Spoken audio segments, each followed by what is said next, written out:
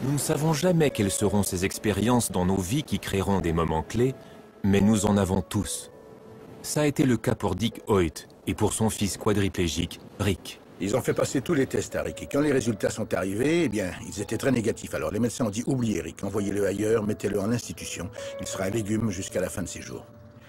Et on n'avait vraiment aucune idée, rien du tout, de ce que Rick allait être capable de faire ou incapable de faire. Et les docteurs n'arrivaient pas à nous le dire non plus.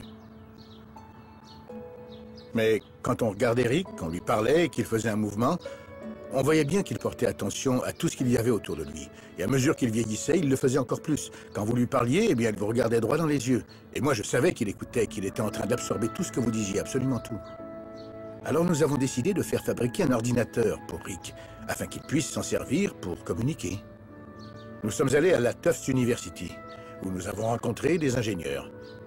Et nous leur avons fait part de ce que nous voulions, mais ils nous ont donné la même réponse qu'à l'école, la même réponse que le directeur et les administrateurs scolaires. Non, Rick ne saisit rien, il ne pourra pas apprendre.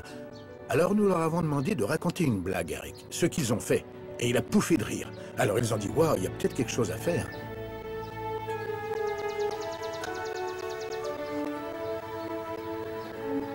Rick étudiait à la South Middle School à Westfield, au Massachusetts, et son professeur de gym l'avait vraiment pris en affection.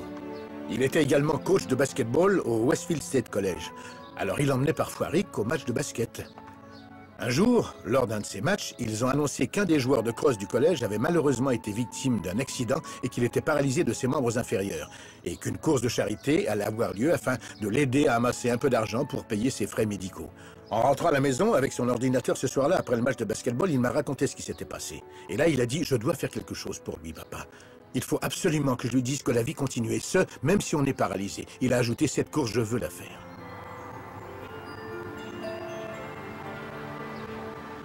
À l'époque, j'avais 40 ans et je n'étais pas un coureur.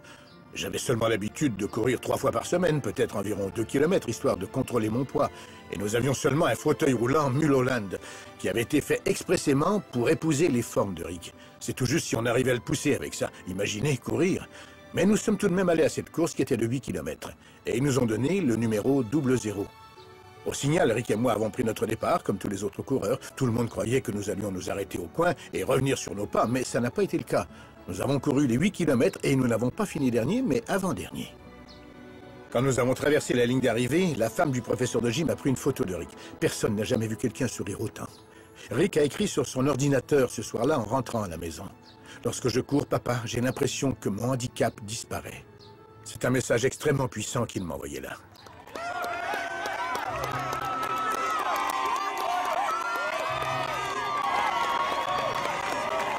Ensemble, ils ont participé à plus de 950 courses. Ils ont été reconnus pour leurs grands exploits et ils ont participé au marathon de Boston pendant 25 années de suite. Mais leur désir de concourir ne s'est pas arrêté là. Nous avons commencé par une course de 8 km et c'était quoi le summum? Courir le marathon de Boston. Alors maintenant que nous en sommes au triathlon, la question est quel est le summum dans les triathlons? Le Ironman triathlon d'Hawaï.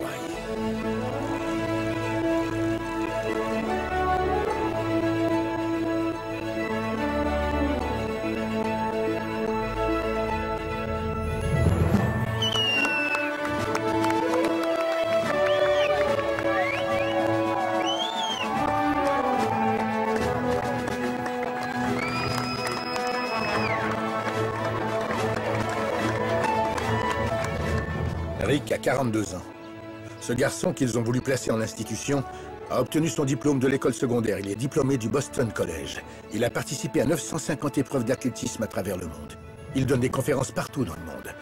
Et les gens le regardent et disent « Waouh, regardez ce qu'il a fait de sa vie. » Je suis peut-être handicapé, mais je suis comblé et épanoui dans la vie. Il n'abandonne jamais, il ne lâche pas. Il continuera toujours à aller plus loin.